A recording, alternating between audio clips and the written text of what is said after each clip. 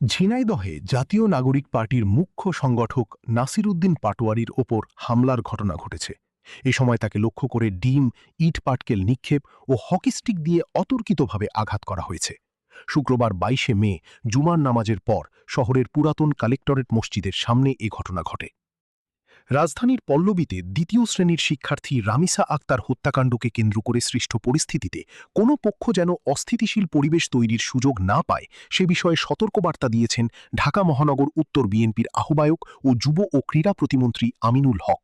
তিনি বলেছেন, হত্যাকারীর সর্বোচ্চ শাস্তি বিএনপিও চায়, তবে তা অবশ্যই আইনের মধ্য দিয়েই হতে হবে। শুক্রবার ২২শে মে রাজধানীর পল্লবীতে ঢাকা মহানগর উত্তর বিএনপির কার্যালয়ে আয়োজিত এক যৌথ সভায় সভাপতির বক্তব্যে তিনি এসব কথা বলেন।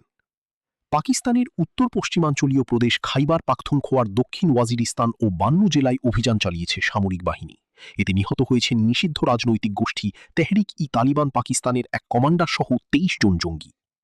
জাহাজ চলাচলের গুরুত্বপূর্ণ হরমুজ প্রণালী সম্পূর্ণ যুক্তরাষ্ট্রের নিয়ন্ত্রণে রয়েছে বলে দাবি করেছেন দেশটির প্রেসিডেন্ট ডোনাল্ড ট্রাম্প। বৃহস্পতিবার ২১শে মে সাংবাদিকরা ট্রাম্পকে হরমুজে ইরানের টোল আরোপ নিয়েও জিজ্ঞেস করেন। তিনি বলেন, হরমুজ আন্তর্জাতিক জলসীমা, সেখানে টোল আদায় গ্রহণযোগ্য নয়।